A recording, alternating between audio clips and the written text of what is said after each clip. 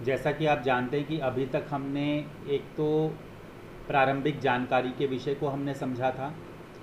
उसके बाद हमने ग्रहों के कार्येश भाव यानी कि प्लैनेट सिग्निफिकेटर्स के संबंध में हमने समझा। और फिर उसके बाद हमने हाउसेस सिग्निफिकेटर यानी कि 1 से 12 भावों के कार्येश ग्रहों के विषय में हमने समझा। तो यहाँ तक आप सभी को क्लियर होगा? जी। किसी का कोई प्रश्न हो तो पूछ सकते हैं। और मैं एक बार जो है यहाँ पर पहले तो स्क्रीन शेयर करूँ।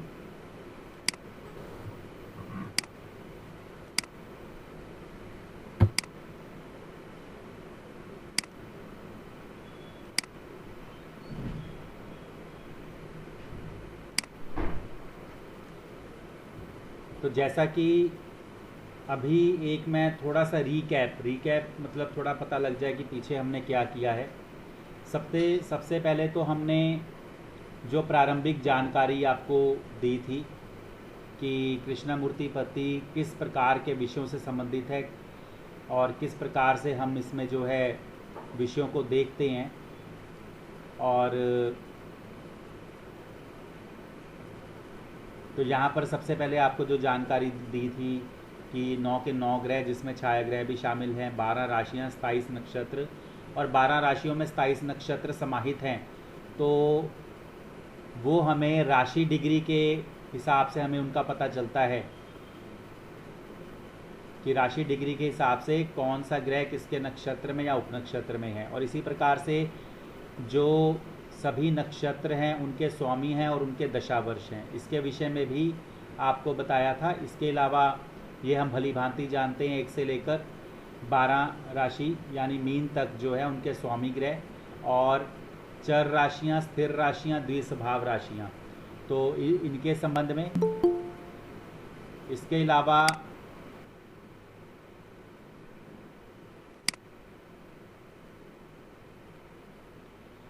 अलावा हमने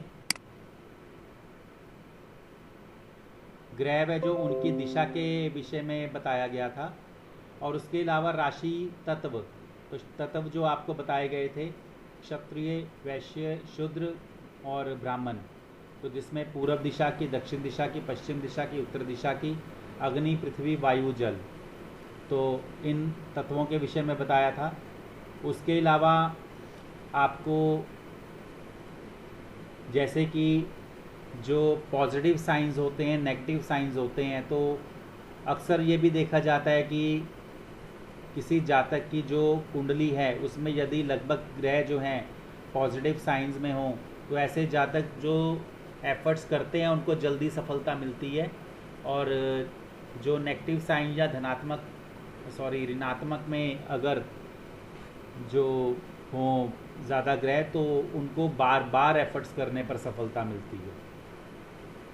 और इसके अलावा आपको ये बताया गया था कि सत रज तम यानी सतोगुण, रजोगुण, तमोगुण के हिसाब से जो हर ग्रह के नक्षत्र और हर ग्रह की जो स्थिति है वो बनती है। इसके अलावा 1 से लेकर 9 अंक के जो आपको न्यूमेरोलॉजी के अकॉर्डिंगली भी यदि डेट ऑफ बर्थ में जो अंक हैं उसके विषय में आपको बताया गया था। इसके अलावा यहाँ पर जैसे कि 1 से लेकर 12 भाव हैं, तो 1, 2, 3, 6, 10, 11 इन भावों को हमेशा हम पॉजिटिव भाव मानते हैं और 4, 5, 7, 8, 9, 12 इनको हम एक तरह से नेगेटिव मानते हैं। और ये यदि मान लो कोई मैच हो, कोई कंपटीशन हो, कोई इलेक्शन हो, तो जो हमारी टीम है या जो हमारा नेता है या जो भी हम कहें हम जिसकी तरफ से खेल रहे हैं या जिसको हम सपोर्ट कर रहे हैं, तो उसके लिए 1, 2, 3, 6, 10, 11 भाव और जो 4, 5, 7, 8, 9, 12 भाव हैं ये ओपोनेंट के पॉजिटिव भाव हैं और हमारे लिए एक तरह से नेगेटिव भाव हैं। तो ये जो भाव हैं चुनाव, मैच, कंपटीशन जैसे विषयों के संबंध में इनको देखा जाता है। और ये भी आपको बताया था कि गंडमूल नक्षत्र यानी कि बुध और केतु के नक्षत्र में जो जन्म लेते हैं उनको गंडमूल नक्षत्र के अंतर्गत माना जाता है कि जन्म लिया है और उसका जो भी शांति जप है करवाया जाता है। उसके बाद लगन कुंडली है। आप सभी भलीभांति जानते हैं कि लगन जो है उत्तर भारतीय चार्ट में हम ये पहले भाव को यहाँ पर हम लगन मानते हैं। जिस भी लगन में जातक का जन्म हुआ हो उसके हिसाब से लगन में वो राशि अंक लिखा जाएगा और एंटी क्लॉकवाइज जो है 1 से 12 तक, अगर मेष लगन है तो 1 से 12 तक, वृषभ है तो 2 से 1 तक, इस तरह से एंटी क्लॉकवाइज जो है उसमें चलेगा। और यहाँ पर जैसे कि ये मेष लगन कालपुरुष की कुंडली है तो यहीं से ही यदि हम काउंट करते हैं तो चर स्थिर द्विस्वभाव, चर स्थिर द्विस्वभाव, चर स्थिर द्विस्वभाव, चर स्थिर द्विस्वभाव, ये स्वभाव की ये जो है राशियाँ बनती हैं। इसके अलावा अग्नि पृथ्वी वायु जल, अग्नि पृथ्वी वायु जल, अग्नि पृथ्वी वायु जल, इस हिसाब से जो है ये तत्व की राशियाँ बनती हैं। तो यहाँ पर ये टेबल एक जो है तो इसमें भी एक तरह से जैसे मेष सिंह धनु जो हैं अग्नि तत्व की धर्म प्रायण राशियाँ, पूर्व दिशा की राशियाँ, पुल्लिंग यानी कि पॉजिटिव क्षत्रिय स्वभाव की राशियाँ, तो ये इनके गुण धर्म आदि के विषय में पता चलता है। वृषभ कन्या मकर जो हैं पृथ्वी तत्व की अर्थहीन, अर्थ मतलब जो कमाई वगैरह या उसके अंतर्गत इसको हम लेते हैं व्यापारी वर्ग के अंतर्गत। और दक्षिण दिशा की स्त्रीलिंग और जो है वैश्य, इनका जो क्षत्रिय ब्राह्मण शूद्र उस हिसाब से। और मिथुन तुला कुंभ वायु तत्व की और पश्चिम दिशा की पुल्लिंग और शूद्र इसके अंतर्गत देखा जाता है। करक वृश्चिक मीन जो है जल तत्व की मोक्षप्रायण उत्तर दिशा की स्त्रीलिंग ब्राह्मण वर्ग, तो इस तरह से इनको।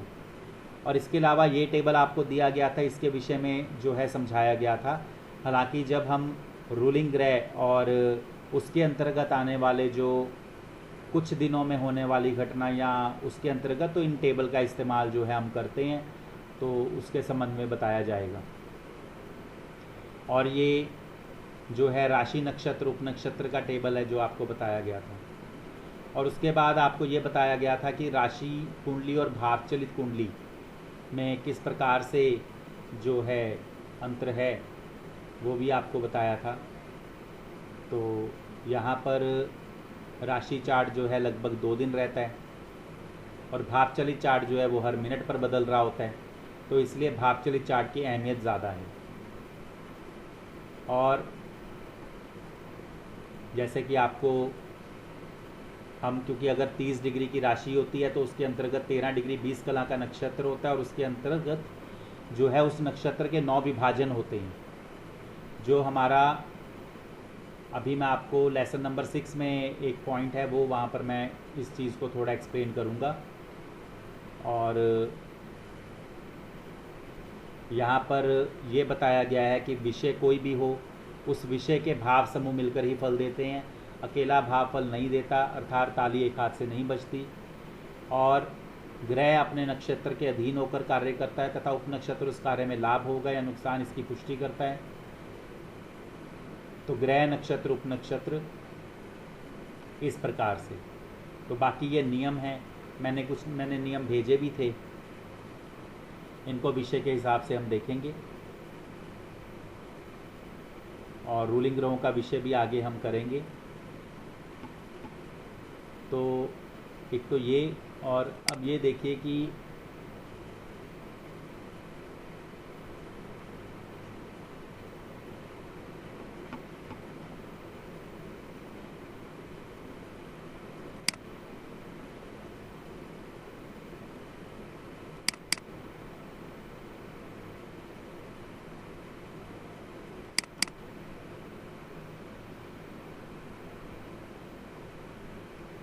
अब देखिए यहाँ पर ये लेसन 6 तो आपने अच्छे से इसको देखा होगा, समझा होगा। अब जैसे मेष के अंतर्गत केतु का नक्षत्र 13 डिग्री 20 कला, और यहाँ पर आपको इस लेसन में किस प्रकार से ये सारा विषय हुआ है वो बताया गया था। और यहाँ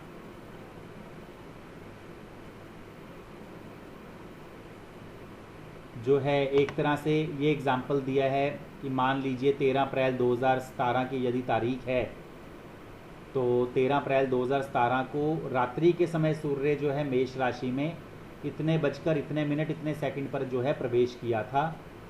और ये बताया गया है कि तो मेष राशि 0 से 30 डिग्री और पूरे 30 दिन जो है सूर्य मेष में रहेगा। और उसमें जो है नक्षत्र तो तारीख के हिसाब से बताया गया था कि जैसे 13 अप्रैल 2017 को प्रवेश करेगा तो 14 अप्रैल को 1 डिग्री, 15 अप्रैल को 2 डिग्री, क्योंकि सूर्य रोज़ 1 डिग्री आगे बढ़ता है। तो ये एक आपको जस्ट एक एज्यूम करके बताया गया था कि आप मेष राशि में जब सूर्य का प्रवेश होता है हर साल, उसको आप लेकर देख सकते हैं। और रोज़ 1 डिग्री अगर आगे बढ़ता है तो वैसे आप अपने फिर फिंगर्स पर भी काउंट कर सकते हैं कि आज के दिन सूर्य कितनी डिग्री पर और किस राशि में होगा। और एक और बात आपको बता दूं कि जैसे मेष से लेकर मीन तक हर महीने जो संक्रांति होती है, तो अप्रैल के महीने में 13-14 अप्रैल को जब सूर्य मेष राशि में प्रवेश करता है तो उससे अगले दिन सूर्योदय के समय जो है सूर्योदय के समय मेष लगन उदित होता है। और यदि 13-14 मई को जब सूर्य वृषभ राशि में प्रवेश करता है तो सूर्य जो है मई के महीने में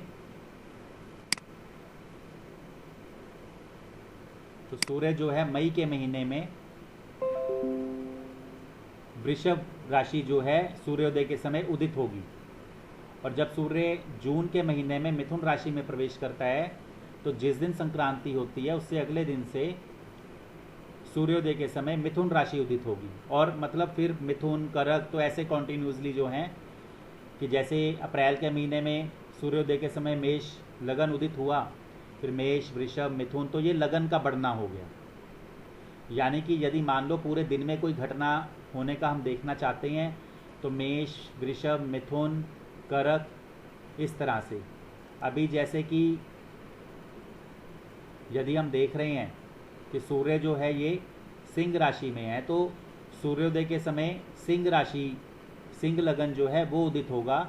और उसके बाद फिर सिंह, कन्या, तुला, वृश्चिक। तो सूर्योदय के समय जो लगन उदित होता है वो इसलिए क्योंकि सूर्य उसमें होता है। तो ये आपको मालूम भी होगा, लेकिन एक बार बताना ज़रूरी है। अब यहाँ पर देखिए जो उप नक्षत्र का टेबल है, तो उप नक्षत्र का जो टेबल था, राशि, नक्षत्र, उप नक्षत्र, और जैसे कि आपको बताया कि एक नक्षत्र 13 डिग्री 20 कला का होता है तो उसमें 9 उप नक्षत्र होते हैं। तो मेष राशि में पहला नक्षत्र केतु का, तो यदि इसकी गणना की जाए तो नक्षत्र केतु का, और उसमें पहला उपनक्षत्र केतु का, दूसरा शुक्र, तीसरा सूर्य, केतु, शुक्र, सूर्य, चंद्र, मंगल, राहु, गुरु, शनि, बुध, इस प्रकार से। और यहाँ पर इस प्रकार से जो है ये उपनक्षत्र आते हैं जो लेसन नंबर 6 में बताया भी गया है। और यदि इनकी, क्योंकि एक नक्षत्र की वैल्यू 13 डिग्री 20 कला है, तो यदि इसको हम मिनट में बदलते हैं तो 1 degree equal to 60 minute, 13 into 60 780 minute, तो 780 मिनट। और उसमें जो ये 20 कला है इसको जमा कर देंगे तो 800 पूरे बनेंगे। तो हमें ये भी मालूम है कि विश्वंतरी दशा जो होती है पूरे 120 साल की होती है। और केतु, शुक्र, सूर्य, चंद्र, मंगल, राहु, गुरु, शनि, बुध, इनको जो दशा वर्ष मिले हैं, केतु को जो 7 वर्ष मिले हैं, तो 7 को 120 से यदि हम डिवाइड करते हैं और 800 से गुना करते हैं तो हमारी ये वैल्यू आती है। तो ये पहले उपनक्षत्र की वैल्यू है।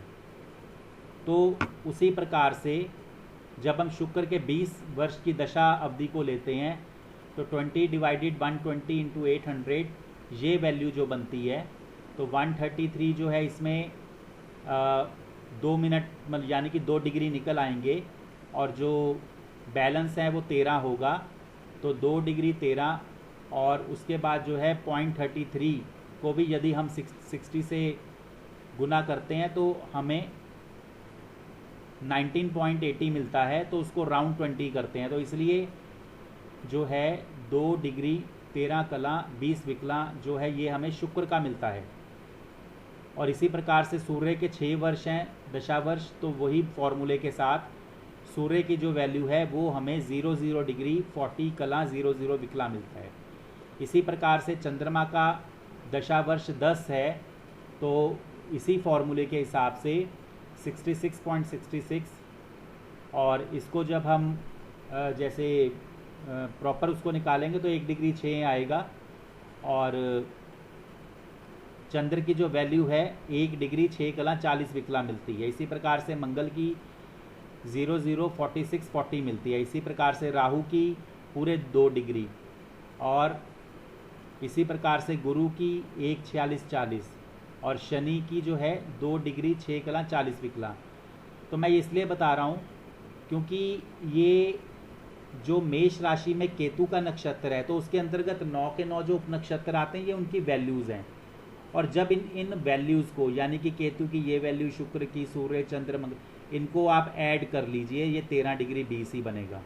और यहाँ पर ये मैंने इसको पूरा मतलब किस प्रकार से इसको ऐड करेंगे तो ये आपको पूरा क्लियरली, तो यानी कि जो एक नक्षत्र है 13 डिग्री 20 कला का, उसमें सभी के सभी ग्रहों की ये वैल्यूज़ ऐड होती है, तब वो एक मतलब 13 डिग्री 20 कला का जो है नक्षत्र उसकी वैल्यू बनती है।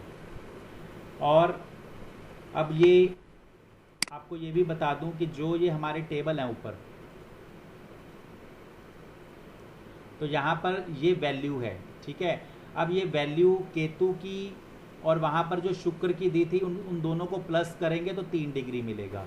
केतु, शुक्र और सूर्य को प्लस करेंगे 3 40, इस तरह से मतलब ये जब आप पूरा करेंगे तो फिर ये 13 डिग्री 20 तक आता है। अब उसके बाद जब शुक्र का नक्षत्र है तो शुक्र का नक्षत्र भी उसी प्रकार से इन्हीं वैल्यू से हैं, इनको हम यदि ऐड करेंगे तो ये 26 डिग्री 40 तक जाएगा। और यहाँ पर क्योंकि मेष, सिंह, धनु में क्योंकि जब 26 डिग्री 40 की जगह भर जाती है तो 3 डिग्री 20 का हिस्सा बचता है, इसलिए यहाँ पर ये वैल्यूज़ इस प्रकार से आएंगी और इनका बाकी का बचा हुआ हिस्सा आगे जाएगा। तो कहने का मतलब ये है कि एक नक्षत्र की जो 13 डिग्री 20 की वैल्यू है, ये उप नक्षत्रों का जोड़ पूरा करने पर वही वैल्यू बनती है, ठीक है। तो ये आप सभी को क्लियर हो गया होगा, ठीक है। तो यहाँ तक सभी को क्लियर है? मेरे को बता दीजिए। Yes sir. जी सर।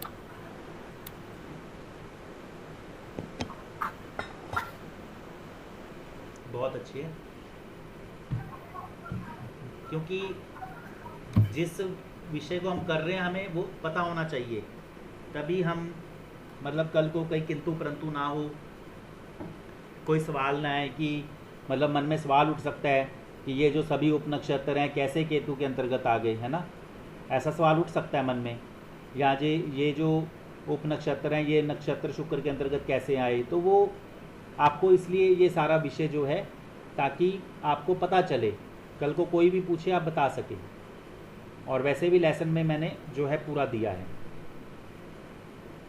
अब यहाँ पर हम आते हैं जो बहुत ही महत्वपूर्ण विषय है। देखिए अभी आपको ये तो पता चल गया कि हर ग्रह, जिस ग्रह के नक्षत्र में, जिस ग्रह के उपनक्षत्र में तो किसी न किसी भावों के ये कार्येश हो रहे हैं, और 1 से 12 भावों के जो कार्येश ग्रह हैं इस प्रकार से हैं।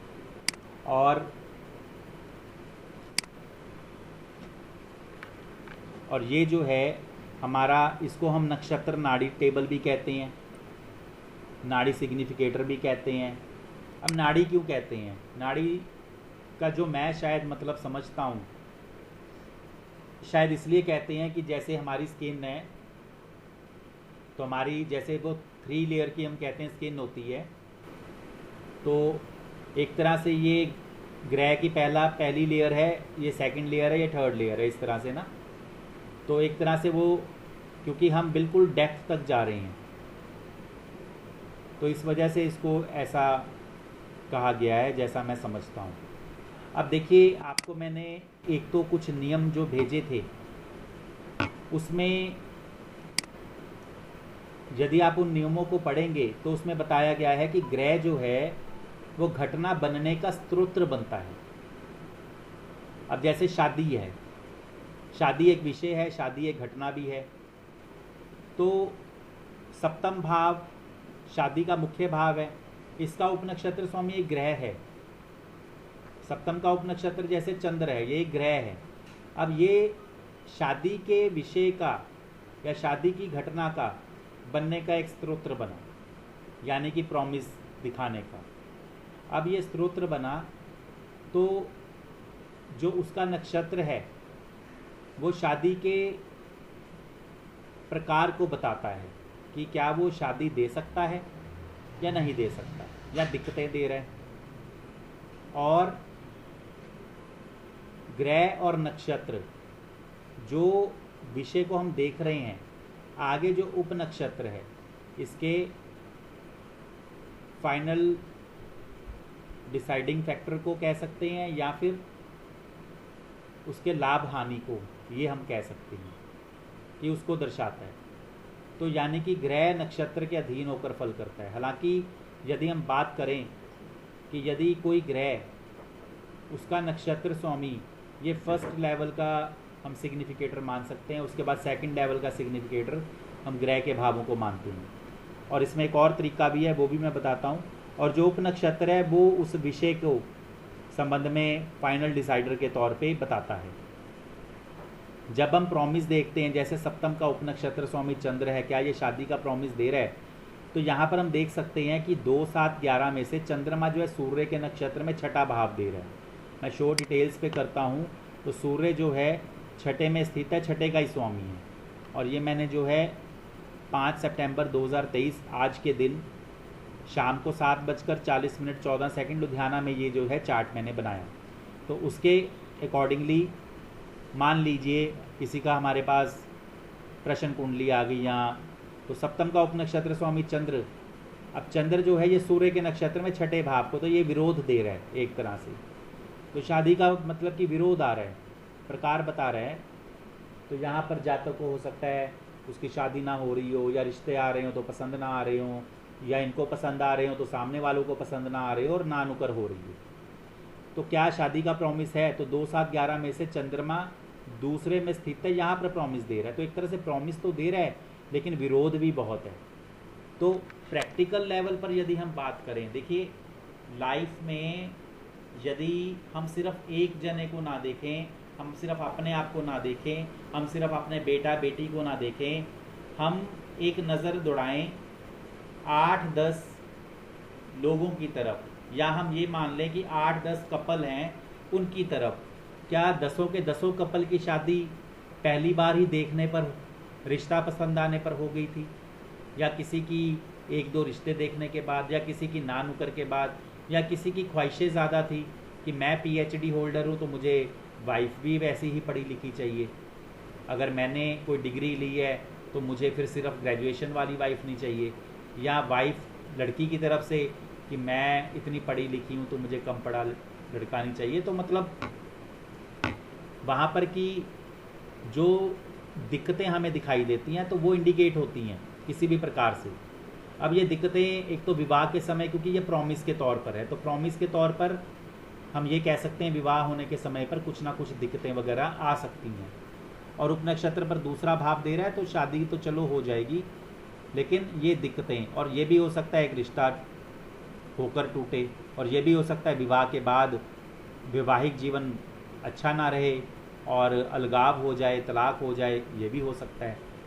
तो ये स्थितियाँ जो दे रहा है वो प्रॉमिस दे रहा है विवाह, यानी कि मुख्य भाव का उपनक्षत्र।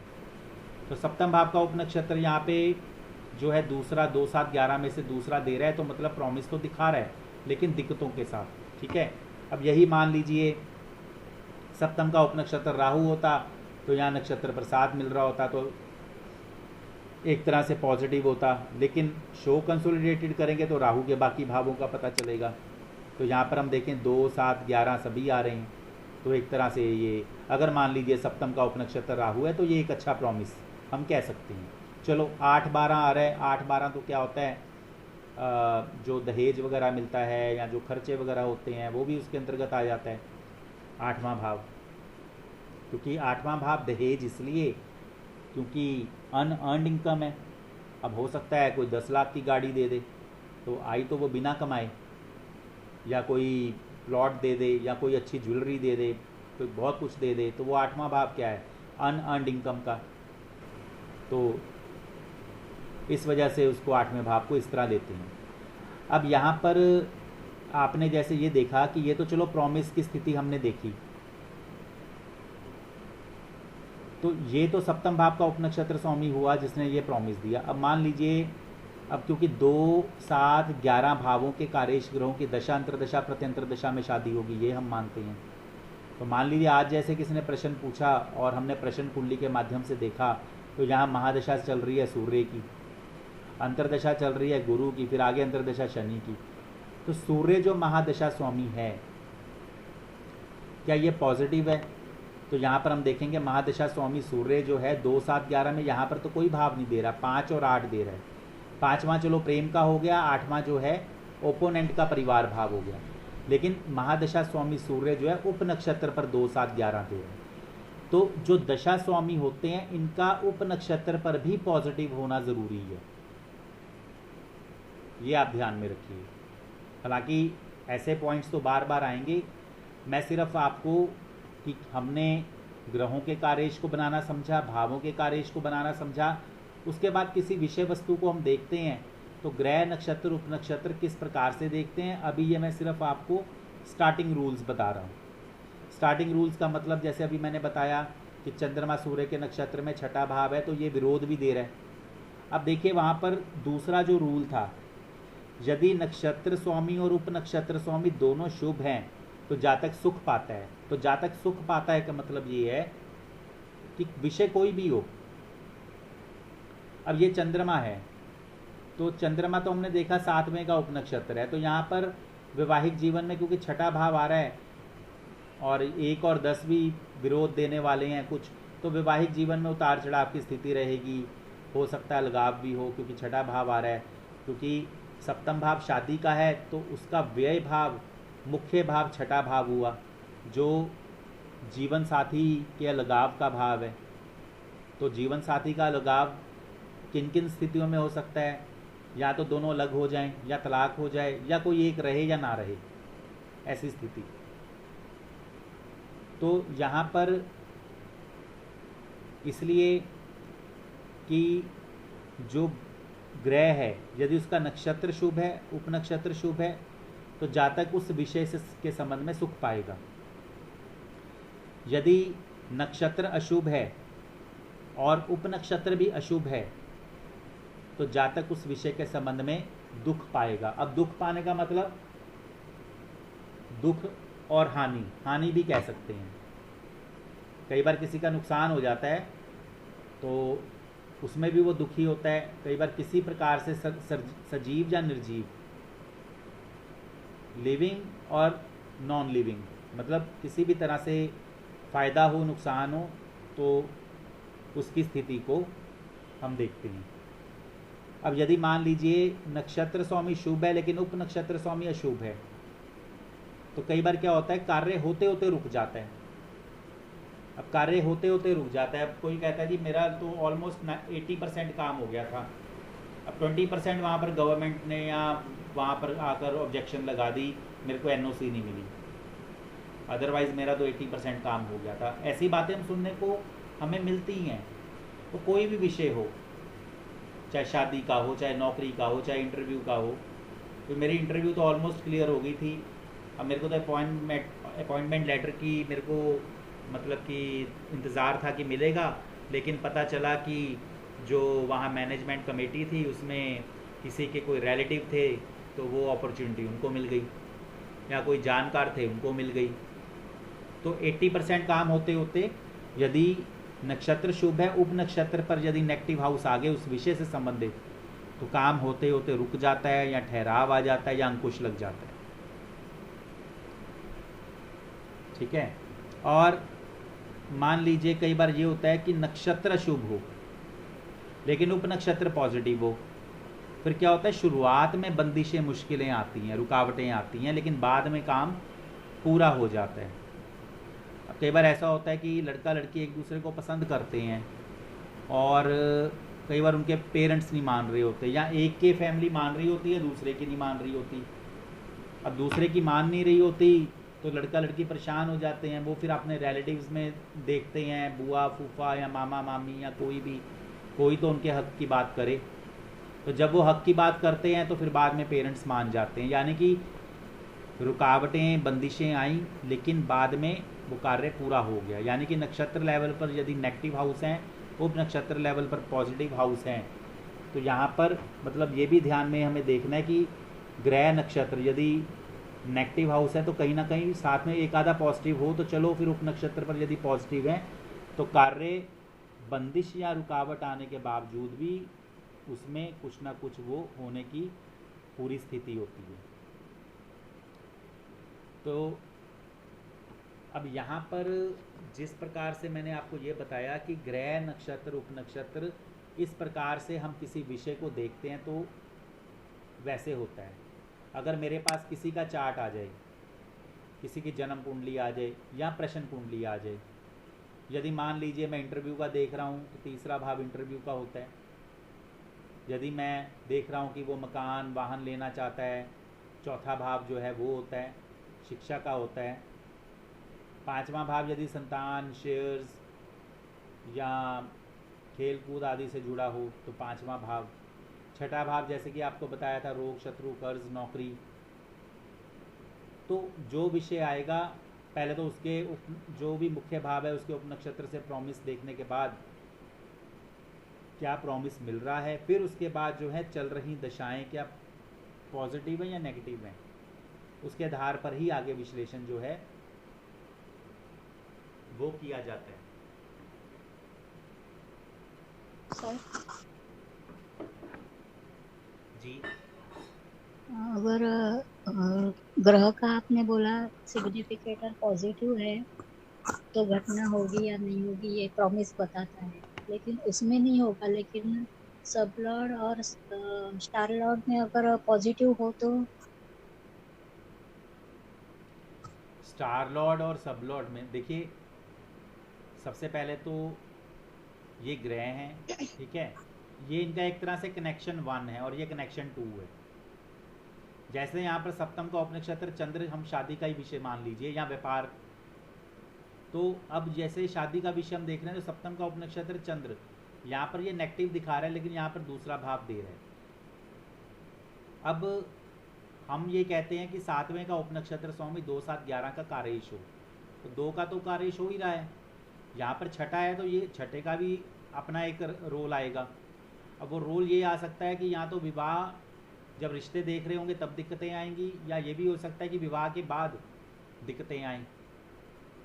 विवाह तो हो जाएगा, उपनक्षत्र पर भी पॉजिटिव है, प्रॉमिस इस यहाँ पर अगर नहीं होगा, सिग्निफिकेटर में 2, 5 लिखा है, यहाँ पे नेगेटिव होगा यानी कुछ पॉजिटिव नहीं यहाँ पर होगा। नेगेटिव होगा, यदि यहाँ पर भी और नेगेटिव यहाँ होगा, पर पॉजिटिव रहेंगे तो हाँ फिर वो तो फिर पॉजिटिव मानेंगे ही। पॉजिटिव ही देखिए ग्रह मानेंगे। नक्षत्र के अधीन होकर और स्वयं, तो पहले कनेक्शन 1 ये है, फिर ये कनेक्शन 2 है, ठीक है। तो यदि यहाँ पर पॉजिटिव हाउस आ रहे हैं तो प्रॉमिस को आप मानिए, यदि यहाँ पर पॉजिटिव हाउस आ रहे हैं तो प्रॉमिस को आप मानिए, ठीक है। लेकिन नेगेटिव साथ में आ रहे हैं तो वो फिर दिक्कतें तो आएंगी आएंगी। इसमें हम प्रैक्टिकल केसेस जब करेंगे तब हमें और भी काफ़ी चीज़ों का इसमें जो है साथ के साथ जो है पता चलेगा। अभी आपको ये कंसेप्ट बता रहा हूँ, ठीक है। अब इससे इसके साथ ही एक और जो मुख्य कंसेप्ट है वो भी आपको मैं बता दूं, और वो है रूलिंग प्लैनेट्स। तो रूलिंग प्लैनेट्स के विषय में यदि हम देखते हैं तो मैं एक बार पहले स्क्रीन के ऊपर आऊं और दोबारा से स्क्रीन शेयर करूंगा, लेकिन उससे पहले देखिए रूलिंग प्लैनेट्स क्या हैं। रूलिंग प्लैनेट्स यानी कि जो प्लैनेट रूल कर रहे हैं। आप सभी भली भांति जानते हैं कि रूलिंग पार्टी कौन सी है इंडिया में। यदि हम बात करें मौजूदा स्थिति में रूलिंग पार्टी कौन सी है, सेंट्रल गवर्नमेंट में, तो बीजेपी है। तो हम ये बात कर रहे हैं कि यदि आपसे कोई प्रश्न पूछे इस समय मौजूदा स्थिति में रूलिंग पार्टी कौन सी है, तो आप कहेंगे बीजेपी है। स्टेट वाइज पूछेगा तो वो अलग अलग बात हो सकती है, सेंट्रल वाइज तो बीजेपी है। ठीक है। अब यदि मैं कहूँ कि अभी रूलिंग प्लैनेट्स जो हैं वो कौन से हैं अभी के, तो अभी के रूलिंग प्लैनेट्स वो हैं जो अभी मौजूदा समय, आप अपनी अपनी वॉच चेक करेंगे तो 8:37 हुए हैं। तो 8:37 के यदि हम चार्ट बनाएंगे तो हमें अभी के समय के रूलिंग प्लैनेट्स पता चलेंगे। इसको मैं पहले तो अब आपको, क्योंकि ये रूलिंग प्लैनेट्स का विषय भी बहुत इंपॉर्टेंट है,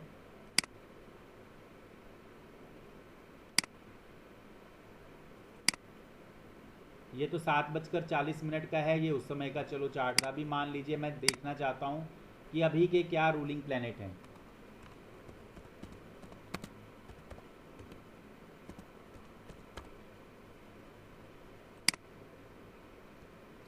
तो अब देखिए 5 सितंबर 2023 8:38 तो जितनी देर में मैंने बोला था घड़ी देखिए, उतनी देर में तो ये समय आगे भी निकल गया। और ऊपर तो लगन निरंतर बढ़ रहा है, ये देखिए निरंतरता चल रही है उसकी। अभी लुधियाना में मेष लगन चल रहा है और वो 1 डिग्री 10 कला पे पहुंच गया, और ये यहाँ पे आप देख रहे हैं ऊपर। ठीक है। तो अब रूलिंग प्लैनेट क्या है, मान लीजिए मैंने अभी के समय के रूलिंग प्लैनेट लिए, तो रूलिंग प्लैनेट जो होते हैं, एक तो जो लगन बना, तो जब लगन बना तो ये लगन के को रूलर्स हैं, लगन का राशि, नक्षत्र, उपनक्षत्र, उप उपनक्षत्र, यानी कि sign lord, star lord, sub lord, sub lord, ये आप ऊपर देख सकते हैं। तो जब मैंने रूलिंग ग्रह बनाए तो लगन का नक्षत्र स्वामी केतु, ये पहले नंबर का स्ट्रॉन्ग रूलिंग प्लैनेट है, और क्रम अनुसार हम देखेंगे तो लगन का नक्षत्र स्वामी 1 नंबर पे, लगन का राशि स्वामी 2 नंबर पे, चंद्र का नक्षत्र स्वामी 3 नंबर पे, चंद्र का राशि स्वामी 4 नंबर पे, और 5 नंबर पे दिन स्वामी। तो ये जो हैं रूलिंग प्लैनेट्स हैं। लगन का नक्षत्र स्वामी केतु, लगन का राशि स्वामी मंगल, चंद्र का नक्षत्र स्वामी सूर्य, चंद्र का राशि स्वामी शुक्र, और दिन स्वामी मंगल। तो ये 5 हम रूलिंग ग्रह हमें मिले। लेकिन अब यहाँ पर देखिए राहु केतु सीधे भी आ सकते हैं, जैसे यहाँ पर लगन का नक्षत्र केतु सीधे आया है लेकिन राहु नहीं आया। तो ऐसी स्थिति भी हो सकती है कि लगन के नक्षत्र या चंद्र के नक्षत्र पर राहु केतु सीधे आ जाएं। नहीं तो फिर हम ये देखते हैं कि जो राहु और केतु हैं, जो ये रूलिंग ग्रह अभी हमने लिखे, नोट किए, क्या उनकी राशि में है, तो ये हम देखेंगे। तो केतु यहाँ पर तो तुला राशि में है, हालांकि केतु देखिए सीधा आया है तो इसको तो हम लेंगे ही लेंगे। उसके साथ ही केतु जो है वो तुला राशि में है, जिसका स्वामी शुक्र है, और शुक्र जो है चंद्रमा के राशि स्वामी के रूप में आया है। तो अब केतु यहाँ पर भी आया है और यहाँ पर भी आया है, क्योंकि जब हम रूलिंग ग्रह लिखेंगे तो शुक्र के साथ ब्रैकेट में हम केतु लिखेंगे। और राहु जो है वो मेष राशि में है, मंगल की राशि में, तो मंगल रूलिंग ग्रहों में दिन स्वामी के रूप में आया। तो हम जब डे लॉर्ड लिखेंगे तो उसके साथ ब्रैकेट में हम राहु को लिखेंगे। तो फिर हमारे रूलिंग ग्रह बने केतु मंगल, सूर्य शुक्र, केतु मंगल और राहु, इस तरह से। और इसको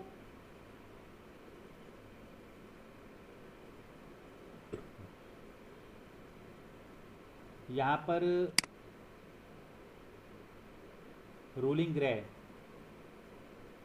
तो इसका तो लेसन अभी मैं भेजूंगा आपको, लेकिन आपको ये बताने के लिए कि रूलिंग ग्रह क्या होते हैं। जिस समय हम चार्ट कोई लेते हैं तो यहाँ पर अभी जैसे हमने उस लास्ट क्लास में हमने जो चार्ट लिया था और उसमें सप्तम भाव के उपनक्षत्र को हमने देखा था, तो वो उस समय के रूलिंग ग्रहों में मौजूद था, तो जिससे मुझे दिशा निर्देश मिला था कि इसको मैं लेकर देख सकता हूँ। तो यानी किसी का मान लीजिए मैंने बर्थ चार्ट लिया, वॉट एवर जो भी है, मान लीजिए मिस्टर अजय हैं कोई, और उनका जन्म जो है 12 मई 1990 में हुआ, और समय जो भी है दोपहर के 1:30 पर हुआ और लुधियाना में हुआ। तो मैंने क्रिएट चार्ट किया। अब यहाँ पर ये इनका जैसे चार्ट बना है, तो जिस समय मैंने ये चार्ट लिया उस समय के मैं रूलिंग ग्रह नोट कर सकता हूँ।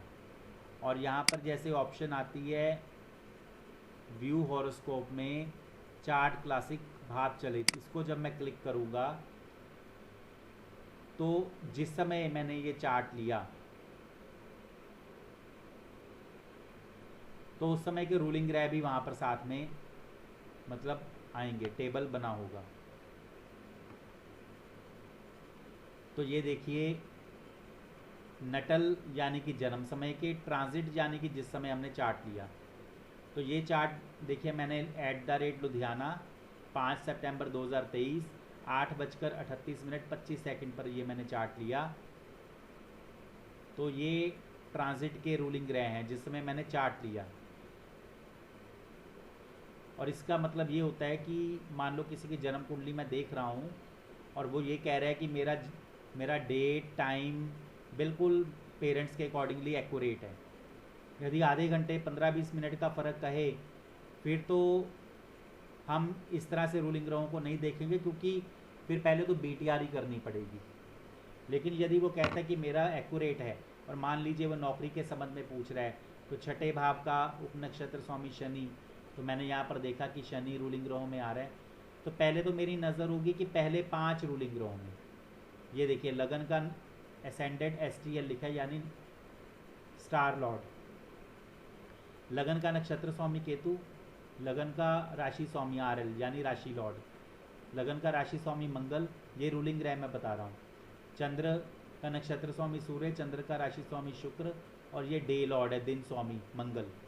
और यहाँ पर नोड्स यानी कि ये राहु आ रहा है, तो हमने देखा था कि राहु जो है वो मंगल की राशि में है और मंगल रूलिंग ग्रहों में आया है, इसलिए यहाँ पर ये राहु नोड्स के रूप में आया है।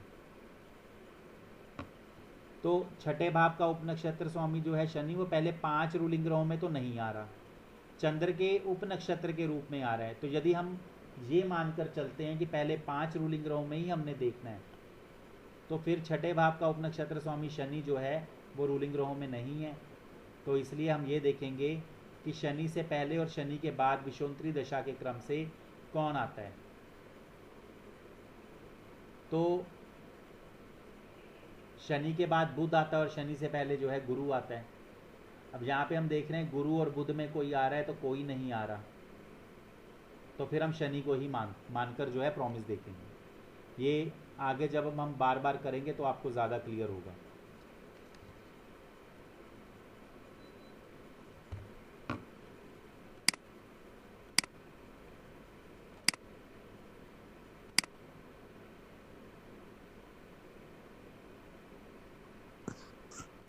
सर उसमें जो ट्रांजिट लिखा है वही RP लेने के? हाँ जी, हाँ जी। बाकी जब हम बार बार उदाहरणों को करेंगे ना, तब आपको साथ के साथ पता चलेगा। जैसे अभी ये मैंने दोबारा से रूलिंग ग्रह लिए हैं, तो 8:45 तो लगन का नक्षत्र स्वामी केतु, लगन का राशि स्वामी मंगल, चंद्र सूर्य के नक्षत्र में और शुक्र की राशि में दिन स्वामी मंगल, तो कोई ज़्यादा अंतर नहीं पड़ा। तो रूलिंग ग्रहों का कंसेप्ट जो है उसको, क्योंकि उसका भी मैं लेसन भेजकर फिर उसके बाद उसके पूरे कंसेप्ट को हम समझेंगे। अभी फ़िलहाल ये है कि आपको ग्रहों के कार्येश, भावों के कार्येश और प्रॉमिस किस प्रकार से देखना और क्या स्थिति है। हालांकि जब हम इसको स्टार्ट करेंगे प्रॉपर, तो एक तरह से आपको अब ये कि अगर किसी का हमारे पास चार्ट आता है या प्रश्न कुंडली आती है, जो हम विषय देख रहे हैं उसके अकॉर्डिंगली उसका जो मुख्य भाव बनेगा वहाँ से हमारा स्टार्टिंग स्टेप होगा। यहाँ तक किसी का कोई प्रश्न हो तो?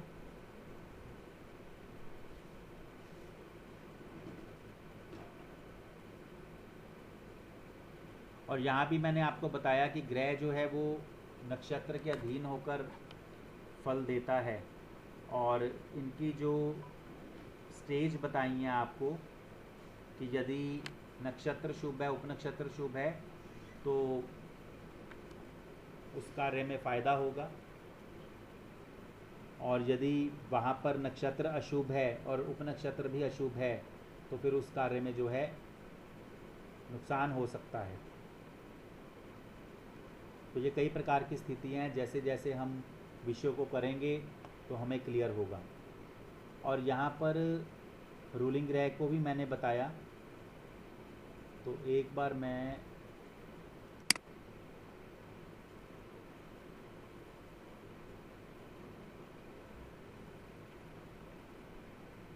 अभी ये लेसन मैं आपको भेजूँगा, और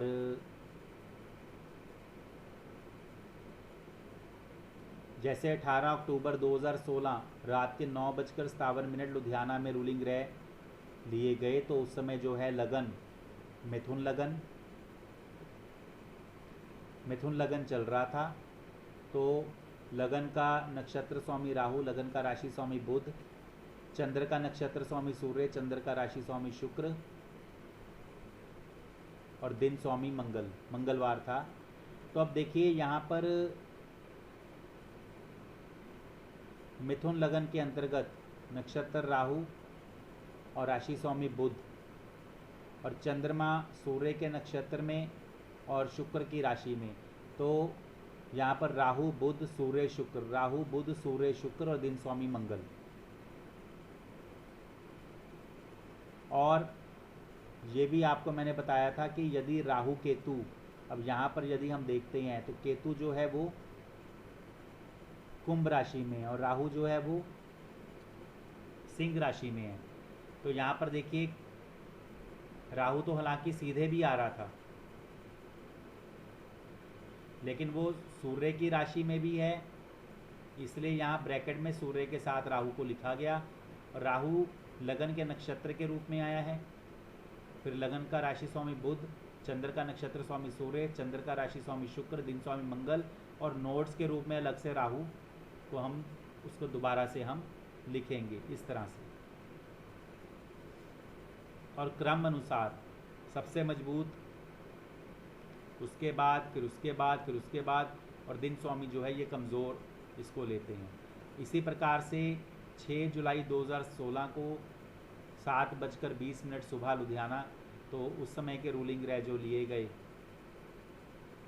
अब यहाँ पर हम ये भी होता है कि अगर कोई ग्रह वक्री होता है तो साथ में उसके ब्रैकेट में वक्री लिख सकते हैं, क्योंकि कई बार ऐसी स्थिति होती है कि रूलिंग ग्रहों के माध्यम से जब हम कोई विषय को देख रहे होते हैं तो कई बार ऐसा होता है कि वक्री ग्रहों को हमें निकालना पड़ता है। तो जब हम उनका उदाहरण करेंगे तो यहाँ पर देखिए, यदि कोई कार्य 24 घंटों के अंदर होना हो तो यानी कि लगन को हम आगे बढ़ाएंगे, और यदि कोई कार्य कुछ दिनों में होना हो तो हम जो है पहले वार को उपयोग में करेंगे, जैसे सोमवार, मंगलवार, बुधवार। तो वो भी हम रूलिंग ग्रहों के माध्यम से देखते हैं कि जैसे मान लीजिए बुधवार को किसी कार्य को देख रहे हैं, रूलिंग ग्रह यदि आए तो लगन का नक्षत्र स्वामी शनि आया है, तो अब यहाँ शनिवार के दिन घटना हो सकती है, लेकिन शनि वक्री है तो इसको छोड़कर फिर आगे क्रम अनुसार जो अगला रूलिंग ग्रह है उसको ले सकते हैं। तो यानी कि पूरे दिन में यदि कोई घटना होनी हो तो लगन को बढ़ाते हैं, कुछ दिनों में 7 दिनों के भीतर घटना होने का अनुमान हो तो हम दिन स्वामी को देखेंगे, और यदि उससे भी अधिक दिनों यानी 10 से 15 दिनों के बीच तो फिर चंद्रमा का जो पहला फेरा है नक्षत्र का वो देखते हैं। क्योंकि चंद्रमा जो है एक राशि में 2.25 दिन रहता है और एक नक्षत्र में लगभग 24 घंटे रहता है।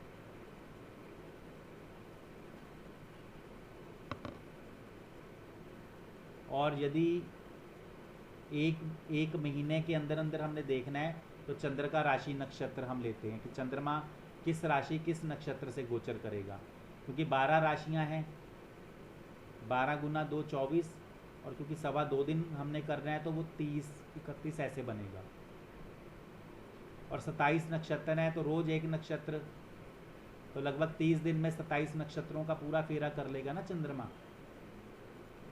महीने के भीतर भीतर की होने की घटना के लिए हम चंद्र का गोचर चलाते हैं।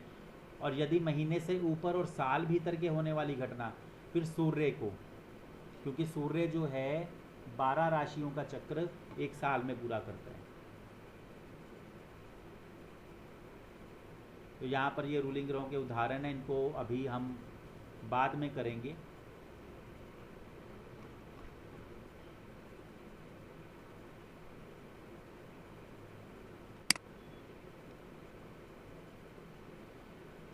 क्योंकि रूलिंग ग्रहों का जो विषय है, पहले उसके कंसेप्ट को समझकर पूरी तरह से, तो पहले तो आप ये बताइए कि रूलिंग ग्रहों के विषय में आपको कुछ अभी थोड़ा बहुत पता लगा है? आप में से बहुत से शायद रूलिंग ग्रहों के विषय में जानते भी होंगे। आप में से कौन कौन रूलिंग ग्रहों के विषय में जानता है इस सब्जेक्ट को?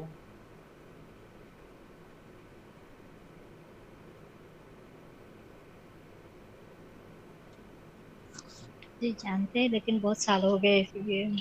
ठीक है, पल्लवी जी आप जानते हैं, और प्रदीप लेकिन जी बहुत आप? साल हो गए तो इसीलिए जो प्रैक्टिस नहीं है। जी जी, प्रदीप जी आप? आपकी आवाज़ नहीं आ रही, शायद म्यूट है।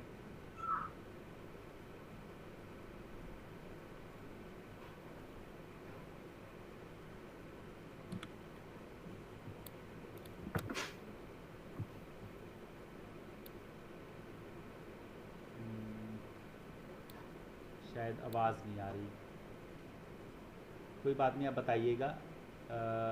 जैन साहब आप बताइए। सर सुना है लेकिन ज़्यादा पता ही नहीं है, ज़्यादा क्या मतलब पता नहीं है इसके बारे में। ठीक है, सुना है कि रूलिंग ग्रह होते हैं, बट ठीक है। पता नहीं। रंजीत जी आप बताइए। नहीं सर, इंफॉर्मेशन नहीं। पार्थ जी,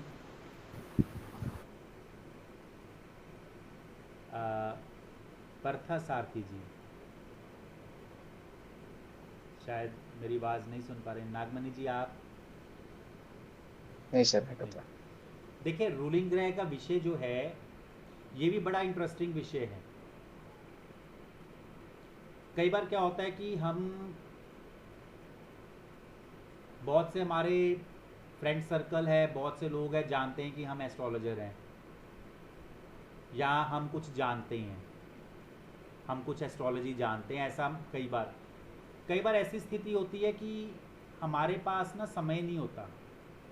जैसे हम किसी फंक्शन में चले गए, किसी शादी में चले गए, हमारा फ्रेंड सर्कल भी मिलेगा, और मान लीजिए कोई, हम किसी फ्रेंड के साथ चलो काफ़ी देर बाद मिला है, बात कर रहे हैं, और ऐसे में वो जानता है कि मैं एस्ट्रोलॉजर हूँ, लेकिन अचानक मतलब वो किसी चीज़ को पूछ लेता है। हालांकि वो कहता है कि चलो मैं आपके पास आऊँगा, बट मेरा एक ऐसा ये है कार्य, या मैं इसके बारे में सोच रहा हूँ, तो क्या इसमें मतलब हो सकता है। और मैं ये सोचता हूँ उसके प्रश्न को सुनकर कि मुझे अभी के रूलिंग ग्रह देखने चाहिए, और मैं अभी के उसी समय के रूलिंग ग्रह देखता हूँ, और मान लीजिए वो कोई नया काम शुरू करना चाहता हो, और वो सोच रहा है कि मैं जो है ये काम कर रहा हूँ, डिस्पोजेबल ग्लासेस प्लेट्स का काम कर रहा हूँ, तो साथ में क्यों ना मैं आरओ फिल्टर का एक प्लांट लगाकर पानी से जुड़ा हुआ काम भी करूं, कि मैं जैसे एक्वाफिना या बिस्लेरी या किनले, ऐसा वाटर का एक मैं प्लांट लगा के काम करूं। अब ऐसे में उसने प्रश्न पूछ लिया मैंने उसी समय अचानक रूलिंग ग्रह देखे, उसमें चंद्र आ गया, चंद्र आ गया, गुरु आ गया, गुरु शुभ ग्रह है, चंद्र कारक है, तो मैं कह सकता हूं कि हाँ रूलिंग ग्रह एक पॉजिटिव साइन दे रहे हैं, या मैं कह सकता हूं हाँ आप ये कर सकते हैं। बाकी इसको हम थोड़ा ब्रीफ में देखेंगे कि अभी तो चलो फंक्शन अटेंड कर रहे हैं। या कई बार ऐसा होता है कि जैसे कोई और काम के विषय में पूछ ले, मैं लोहे का काम करना चाहता हूँ और रूलिंग ग्रहों में शनि आ जाए। कोई कहता है मैं प्रॉपर्टी का काम करना चाहता हूँ तो मंगल शनि आ जाएं, ये कारक है। लोहे का कारक शनि होता है, भूमि का कारक मंगल होता है, शनि भी होता है। शनि तब होता है जब सीमेंट और जो टीएमटी बार होता है जिसको हम सरिया कहते हैं, अदरवाइज भूमि का मंगल। लेकिन यदि खेती बाड़ी वाली भूमि हो तो बुध कारक हुआ। अब रूलिंग ग्रहों के कई प्रकार से स्थितियां होती हैं। कई बार ऐसा होता है कि हमारे सामने कोई लड़ाई चल रही हो,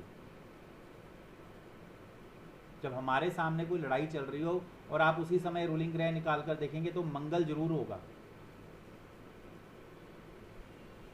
और मंगल होगा तो फिर वहां पुलिस भी आएगी। कई बार हम किसी इम्पोर्टेंट काम के लिए कहीं जाते हैं, मान लो कहीं पर हम बातचीत के लिए जा रहे हैं, कहीं पर कोई प्रॉब्लम है और हम चाहते हैं कि कोई हमारा साथ दे, कि मैं किसको साथ लेकर जाऊं कि जिसको साथ ले जाने से मेरा काम बन जाए। तो उस समय के रूलिंग ग्रहों को निकाल कर हम देख सकते हैं, और जो उसमें ग्रह आ रहे हों तो उनसे जुड़ा हुआ कोई शख्स हमारा अच्छा जानकार हो। जैसे मान लो शनि आ रहा हो तो ऐसे में कोई वकील हो, मंगल आ रहा हो तो कोई पुलिस वाला हो। लेकिन यदि हमें उस कार्य के लिए उसकी सहायता की ज़रूरत है, मतलब किसी के साथ हमारा पैसों का लेन देन हो, वो पैसे ना दे रहा हो, और ऐसे में रूलिंग ग्रहों में शनि आया है तो फिर साथ में वकील को लेकर चलें, और यदि बुध आ जाए तो किसी रिपोर्टर को लेकर चलें, मंगल आ जाए तो फिर पुलिस वाले की सहायता लें साथ में, कि चल भाई मेरे साथ चल के उसको समझाओ, मेरा पैसा नहीं दे रहा। तो ये कई बार ये हमें इनकी अहमियत पता चलती है। हालांकि हम छोटी छोटी घटना के लिए, मेरा कोरियर, जैसे मेरा कोई कोरियर आने वाला है लेकिन वो कोरियर मेरा आया नहीं, आज आना था नहीं आया, तो मैंने रूलिंग ग्रहों में देखा कि मेरा कोरियर कब तक आ सकता है, और जब रूलिंग ग्रह लिए तो उसमें शनि आ गया। शनि आ गया मतलब कुछ देरी हो सकती है। क्यों? क्योंकि शनि देरी का प्लैनेट है, डिजेक्शन का प्लैनेट है। शनि मंगल आ गया तो कुछ ना कुछ कोरियर के साथ गड़बड़ भी होगी, कि जिससे मेरा उसके साथ कोई थोड़ा झगड़ा हो सकता है कोरियर वाले के साथ, यानी कि कोरियर फटा हुआ आ सकता है, पार्सल फटा हुआ आ सकता है, ख़राब स्थिति में आ सकता है। रूलिंग ग्रह का कंसेप्ट ऐसा कंसेप्ट है कि इसको समझने के बाद इसको हम डिवाइन प्लैनेट्स मानते हैं, यानी कि एक हमें दैवीय सहायता मिले।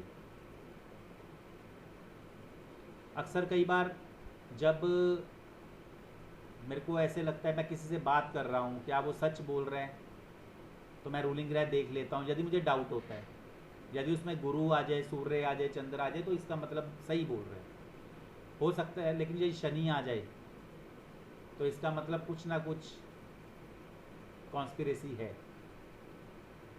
कुछ ना कुछ है जो मतलब, क्योंकि शनि आ गया ना वहाँ पर। तो कई प्रकार की स्थितियों में रूलिंग ग्रहों का जो महत्व है, इसी प्रकार से रूलिंग ग्रह के अंक शास्त्र का भी महत्व है, जिसका कई बार हम उपयोग करते हैं। मैंने जैसे कई बार उपयोग किया था कि जैसे जब पहली बार जब बीजेपी आई थी तब मैंने उपयोग किया था कि क्या कांग्रेस आएगी कि क्या बीजेपी आएगी। फिर एक बार मैंने उपयोग किया था कि रामानाथ कोविंद जी राष्ट्रपति बनेंगे कि मीरा कुमार बनेंगी, उसमें रूलिंग ग्रहों का उपयोग किया था। उसके अलावा और भी कई प्रकार के प्रश्नों में रूलिंग ग्रहों का उपयोग किया, और ये प्रैक्टिस के ऊपर है। रूलिंग ग्रहों का पूरा कंसेप्ट जैसे कि मैं हमारी जो ट्यूशन उसमें भी भेजूंगा, और इस पूरे विषय को हम कई एग्जाम्पलों के साथ भी समझेंगे, क्योंकि अभी आपको ग्रहों के कारेश यानी प्लैनेट सिग्निफिकेटर का पता चला, हाउसेस सिग्निफिकेटर का पता चला, थोड़ा बहुत उसका उपयोग का भी पता चला है, लेकिन उसके साथ साथ अब रूलिंग ग्रहों के विषय में पता होना ज़रूरी है। क्योंकि हम कोई भी एग्जाम्पल लेते हैं, किसी के जन्म कुंडली के द्वारा कोई प्रश्न लेते हैं या प्रश्न कुंडली के द्वारा कोई किसी का प्रश्न लेते हैं, तो अधिकतर हमें रूलिंग ग्रहों की भी इस्तेमाल करने की आवश्यकता पड़ती है, क्योंकि रूलिंग ग्रह हमें दिशा निर्देश देते हैं, हमें एक डायरेक्शन भी देते हैं। तो रूलिंग ग्रह वो ग्रह होते हैं जिस समय हम चार्ट बनाते हैं या जिस समय के हम रूलिंग ग्रह देख रहे हैं उस समय के मौजूदा रूल करने वाले ग्रह। हमारे पास मोबाइल होता है, इसमें हमारे पास ऐप्स होती है एस्ट्रोलॉजी की, तो अक्सर मैं कहीं बाहर होता हूँ तो जिस समय मुझे ज़रूरत पड़ती है उस समय यदि मैं कुछ देखना चाह रहा हूँ तो मैं उस समय के रूलिंग ग्रह निकाल लेता हूँ। और इस पर जैसे रूलिंग ग्रहों का विषय आज मैं आपको जो मेन हुरारी वाला है वो भेजूंगा, उसमें रूलिंग ग्रहों का भी पूरा विषय है। और अभी हम नेक्स्ट कुछ क्लासेस रूलिंग ग्रहों के विषयों पर करेंगे, इनके एग्जाम्पल्स पर करेंगे। काफ़ी एग्जाम्पल्स हैं, कई तरह के एग्जाम्पल आए, प्रश्न आए जिनको रूलिंग ग्रहों के माध्यम से भी हमने उसको प्रिडिक्ट किया। फिर आप आते जाते समय कहीं आप बाहर जा रहे हैं या कहीं इंपॉर्टेंट काम पर जा रहे हैं तो निकलने से पहले रूलिंग ग्रह नोट कर लें, फिर जाएं, पूरे काम को देखें कैसे हुआ, फिर रूलिंग ग्रहों पर नज़र डालें कौन कौन से ग्रह की इन्वॉल्वमेंट आई। ठीक है, तो रूलिंग ग्रह के कंसेप्ट को आगे हम समझेंगे और इसके संबंध में मैं लेसन जो है वो मैं जो मेन लेसन है वो भी मैं भेज दूंगा, फिर आगे नेक्स्ट क्लास इसकी हम करेंगे। ठीक है, किसी का कोई प्रश्न हो? सर जी, ये आपने शुरू में कुछ रूल्स की बात करी थी, तो रूल्स मेरे को लगता है अभी हमारे पास किसी भी चैप्टर में आए नहीं है अभी। हाँ वो मैंने एक्चुअली टेलीग्राम का जो ग्रुप है ना, हाँ जी, उसमें मैंने भेजे थे। यदि आपने देखा होगा कि मैंने आप कुछ मैंने डिटेल्स, तो लास्ट वाला ही देखिए, स्क्रॉल बैक कीजिए टेलीग्राम का ग्रुप। नहीं उसमें पढ़े थे मैंने वो सारे के सारे, लेकिन जैसे आप वो शादी की या नौकरी के लिए कौन कौन से प्लैनेट देखने हैं वो जो बता रहे थे आप, वो शायद वो आगे का विषय है अभी। ओके सर, ठीक है। वो अभी आगे का विषय है। हाँ बाकी ये तो देखे हैं जो टेलीग्राम में भेजे हैं वो सारे देखे हैं मैंने। वो अभी आपको ये बताया है कि ग्रह, नक्षत्र, उपनक्षत्र, इनका क्या रोल है। जी सर, तो ये अभी थोड़ा सा रोल के विषय में बताया है। ठीक है सर, ठीक है। अभी हम रूलिंग ग्रह करेंगे, अब उसके साथ साथ ही हमारा कंसेप्ट जो है प्रैक्टिकल लेवल पर भी शुरू हो जाएगा। ओके ओके, ठीक है, क्योंकि जी कुछ सर। ग्रामर ऐसी होती है कि वो साथ के साथ जब करेंगे ना तब आपको वो पॉइंट्स एग्जाम्पल के साथ आपको आपके माइंड में कैचअप होंगे। ओके ओके, जी थैंक यू। जी, किसी और का कोई प्रश्न हो तो?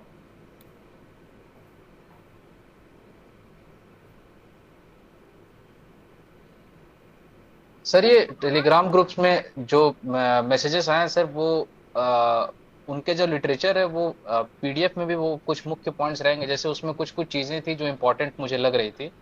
अब कितनी है तो बाद में पता चलेगा, बट वो हाईलाइट करने का कोई ऑप्शन नहीं था, तो वो आएगा लास्ट में आगे की बात। देखिए, जो भी विषय हम कर रहे हैं या जो भी विषय मैं टेलीग्राम में भेज रहा हूँ उसमें वो जस्ट वो बेसिक्स हैं अभी।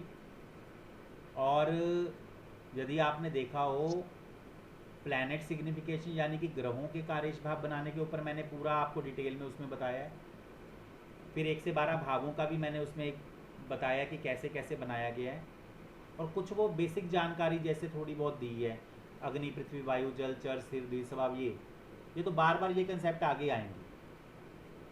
और वैसे भी टेलीग्राम का ये ग्रुप है, ये आपके लिए सदा के लिए है, चाहे 2 साल बाद भी देखेंगे मैसेज ऐसे ही पड़ेंगे, उसमें कोई ऐसी बात नहीं है, वो रहेंगे।